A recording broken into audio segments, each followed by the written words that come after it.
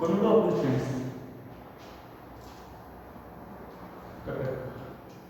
Good morning to all students. आज हम आपको एक टर्म इलेक्ट्रोस्टैटिक पोटेंशियल के बारे में बताएंगे। What do you understand by the term electrostatic potential? अब तक हमने एक टर्म दैट इज चार्ज बारे में पढ़ा था। इलेक्ट्रोस्टैटिक पोटेंशियल को हम समझाना चाहें तो हम इसे ही समझ सकते हैं कि हमारे पास एक चार्ज क्यू था जो कि किसी एक पोजीशन में रखा हुआ है। That charge is placed at any position A. That charge is placed at any position A और ये B पोजीशन पर है। B पोजीशन पर है A और हम किसी टेस्ट चार्ज जैसे कैपिटल हम किसी टेस्ट चार्ज को इन D से फ्रॉम इन D हम इस टेस्ट चार्ज को इस पोजीशन से यहां लेकर आते हैं।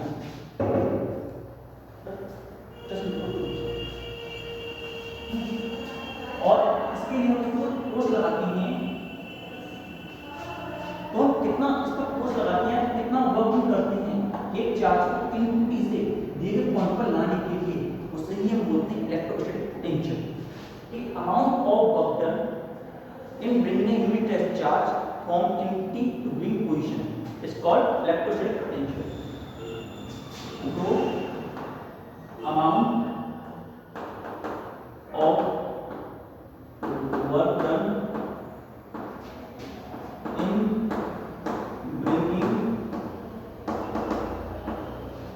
unit test charge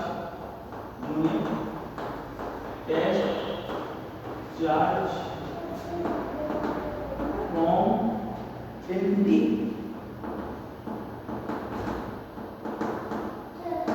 to giving position.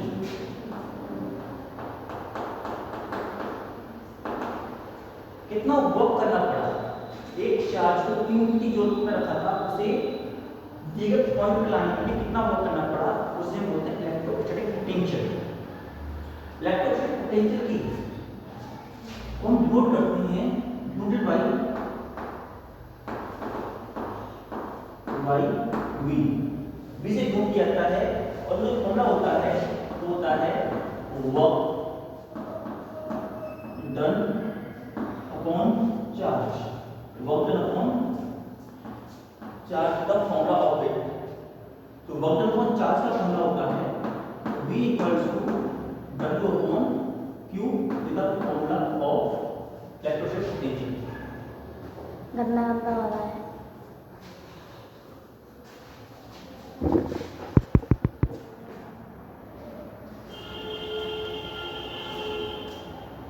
हाँ, तो हमने क्या बताया?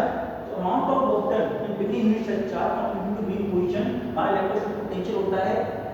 ये हम B से नोट करते हैं, उसका फॉर्मूला होता है वर्क डन अपॉन चार्ज होता है V equal to W upon Q के बराबर ये होता है। ऐसा यूनिट क्या होता है? ऐसा unit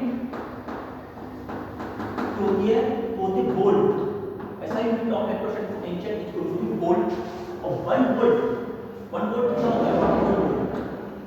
what is 1 volt?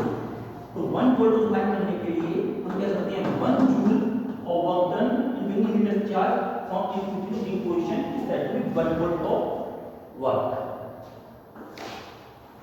You say 1 joule of work done in bringing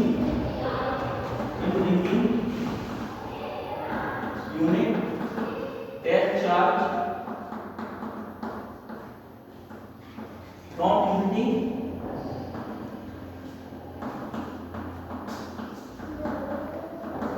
to giving point to giving position। इसे हम 1 वोल्ट कहते हैं। तो इलेक्ट्रोस्टैटिक पोटेंशियल होता है किसके लिए क्वांटम होता है? Potential electric potential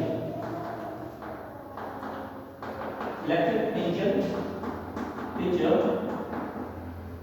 a scalar quantity।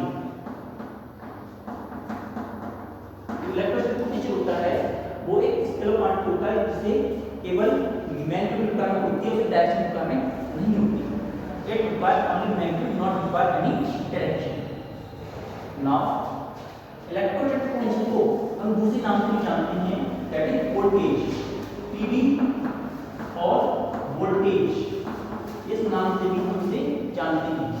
हम पीवी पोटेंशियल डिफरेंस भी कहते हैं और वोल्टेज भी इसे कहते हैं। पीवी और वोल्टेज भी हम कहते हैं। साथ साथ में जो डिवाइस होता है सिंगल एनर्जी के, वो होता है voltmeter. So voltmeter is the device used to measure electric potential. Electric potential वो डिवाइस जिसकी मदद से हम इलेक्ट्रिक पोटेंशियल को मेजर करते हैं, वो डिवाइस वोल्टमीटर होता है। पोटेंशियल डिफरेंस करेंगे, जैसा इलेक्ट्रोस्टैटिक पोटेंशियल जो होता है किसी भी चार्ज की किसी एक पोजीशन लाने में होता है, वहीं जो पोटेंशियल डिफरेंस होता है, पोटेंशियल डिफरेंस जो होता है amount of work done in bringing unit test charge from one point to another। जब हम किसी चार्ज को एक पॉइंट से दूसरे पॉइंट पर लाते हैं तो उस समय में कितना वर्क करना पड़ता है, उसको हम कहते हैं पोटेंशियल डिफरेंस। तो पोटेंशियल डिफरेंस पीडी को मेजर करते हैं amount of work done in bringing unit test charge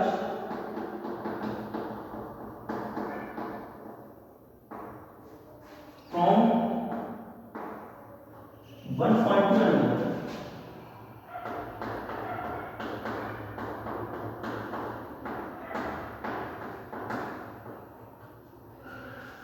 amount of work done in bringing unit charge from one point to another respect to electrostatic potential। Note it down।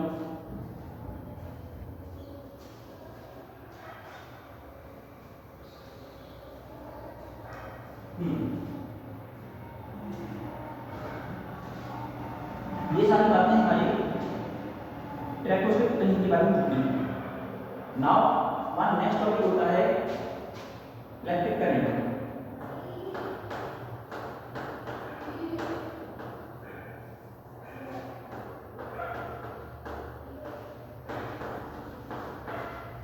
Our next topic is electric current।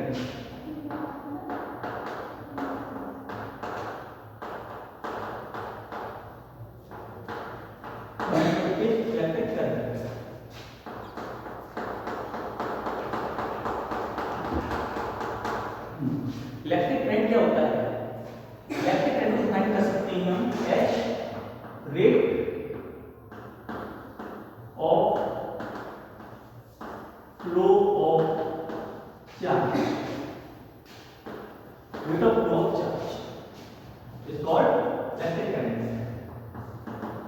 Is called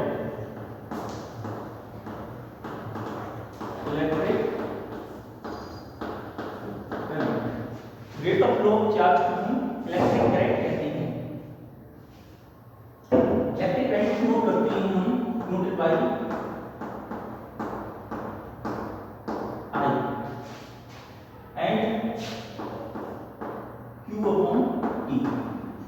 ये हमारे electric current का formula होता है Q upon T I equal to Q upon T and ऐसा ही होती है, ऐसा ही unit of current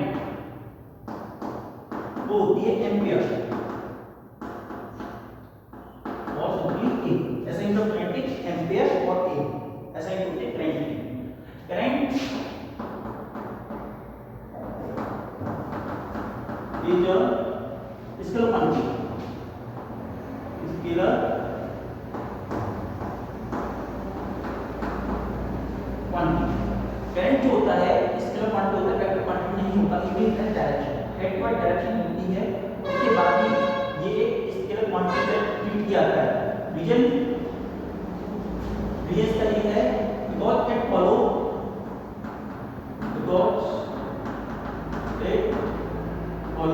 scalar law of addition, scalar law of addition.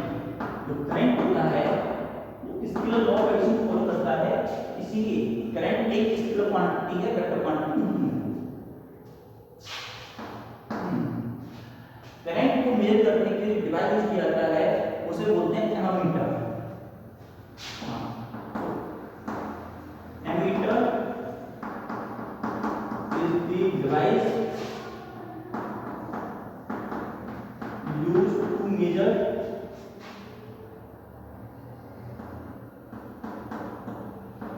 electric current। ammeter is device used to measure electric current। ammeter वो device होता है जिसकी मदद से इलेक्ट्रिक करंट को मेजर करते हैं।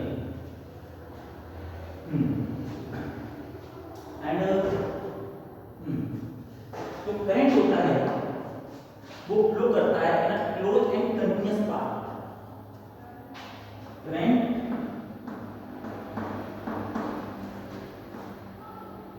will flow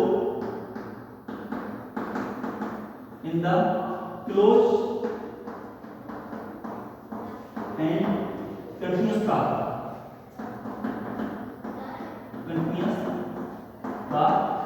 in which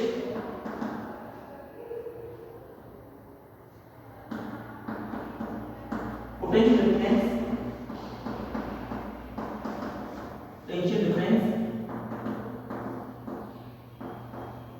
in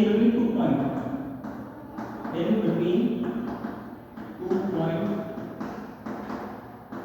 is present। Current जो होता है फ्लो करता है क्लोज एंड कंटीन्यूअस पाथ में, और ऐसे पाथ में जहां पर पोटेंशियल डिफरेंस मेंटेन हो। एक इंपॉर्टेंट बात, पोटेंशियल डिफरेंस जो होता है बहुत इंपॉर्टेंट होता है for the flowing of electric current. अगर दो पॉइंट के बीच में पोटेंशियल डिफरेंस नहीं है तो करंट फ्लो नहीं हो सकता। कैसे? जैसे कि हम एग्जांपल लेते हैं, ये दो टैंक है, इसमें वाटर यहां तक फिल है, water is fill up to here, और ये एम्प्टी है, हमने इतना कनेक्ट कर दिया। इसमें वाटर कैसा है? हाई, इसमें वाटर है लो। तो वाटर कहां से कहां जाएगा? From where to where water goes. तो आंसर इज दिस, वाटर जो बड़े टैंक से छोटे टैंक के अंदर जाएगा, और कब तक जाएगा? जब तक कि दोनों का लेवल बराबर नहीं होगा। जब दोनों का लेवल बराबर हो जाएगा करंट फ्लो होना बंद हो जाएगा। उसी तरीके से पोटेंशियल भी होता है। हमारा एक पॉइंट है ए, दूसरा पॉइंट है बी। अगर यहाँ पे 220 वोल्ट इधर भी है और 220 वोल्ट इधर भी है, तो पानी दोनों का कैसा है? बराबर है। जब वोल्टेज दोनों बराबर है तो करंट कितना होगा?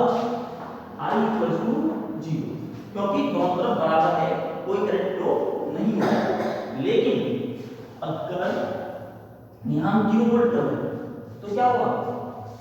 यहाँ पे करंट, यहाँ पे वोल्टेज हाई हो जाएंगे और यहाँ वोल्टेज लो हो जाएंगे। अब देखो करंट जो होता है ऐसी कंडीशन में 0 के बराबर नहीं होगा, उसकी कुछ वैल्यू रहेगी। और करंट कहाँ से कहाँ फ्लो करता है? जैसे इसके अंदर ये वाटर कहां से कहां जाएगा? हाई वाले एरिया से लो वाले एरिया जाएगा, हाई टू लो। करंट, तो इलेक्ट्रिक करंट में flow from high potential to low potential. तो इलेक्ट्रिक करंट होता है हाई पोटेंशियल से लो पोटेंशियल की तरफ जाएगा, हाई टू लो। तो डायरेक्शन करंट ट्रांसफर होगी, it is the direction of current, direction of current, it is the direction of current. ये हमारी करंट की डायरेक्शन होगी। उसके बाद जो इलेक्ट्रॉन्स होते हैं कोई डायरेक्शन में मूव करती हैं जिस डायरेक्शन में हमारा करंट फ्लो कर रहा है।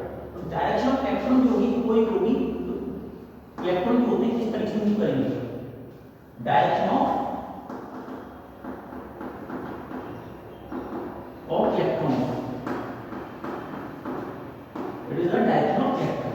ये हमारी इलेक्ट्रॉन की डायरेक्शन होगी। अब दूसरी बात, जब हम इलेक्ट्रिसिटी के बारे में पढ़ते हैं तो ऐसी कंडीशन में ये हमारे पॉसिबल नहीं होता या हमारे बहुत कॉम्प्लिकेट हो जाता है बड़े बड़े डायग्राम बनाना।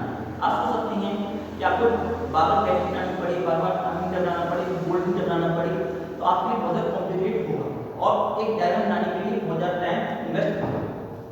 इसलिए हम क्या करते हैं, बार बार डायग्राम बनाने के बजाय हम उन्हें एक सैंपल के फॉर्म में दिखा देते हैं। We show them as a sample. तो कुछ हमने इलेक्ट्रिसिटी के सैंपल बना रखे हैं जिनको दिखा करके हम बड़ी आसानी से अपनी डायग्राम को बना सकते हैं। सैंपल किस तरीके के हम देखते हैं, सैंपल्स। पहला कनेक्ट, ये सैंपल, ये जो सैंपल होता है इस सैंपल को कनेक्टिंग वायर,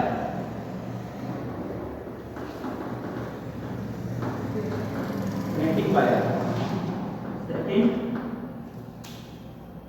ये सैंपल जो होता है इस सैंपल को resistance, it is sample of resistance. Third,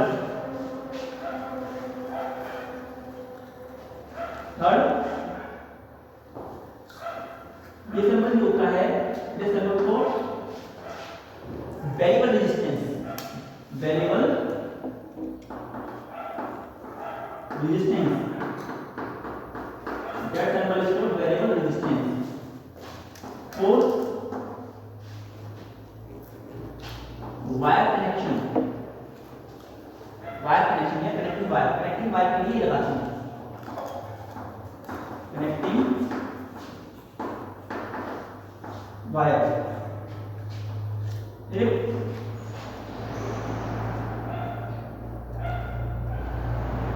that circuit is called bulb, इसे हम दिखाते हैं बल्ब को। ये हमारा बल्ब होता है, ये बल्ब ऑफ है और बल्ब ग्लो कर रहा हो या ऑन हो, ऐसी कंडीशन में बल्ब को दिखाएंगे तो इस तरीके से बल्ब इज ग्लोइंग। इस तरीके से स्विच, ये हमारा स्विच का स्विच होता है,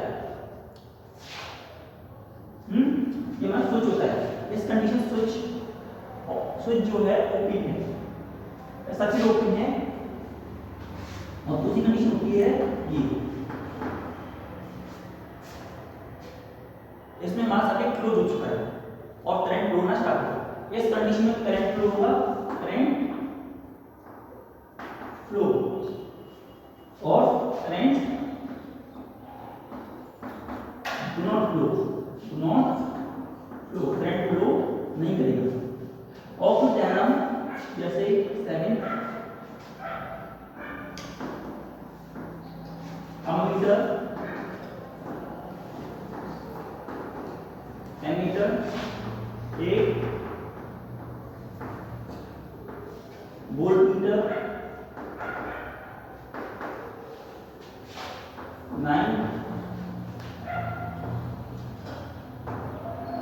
गैल्वेनोमीटर।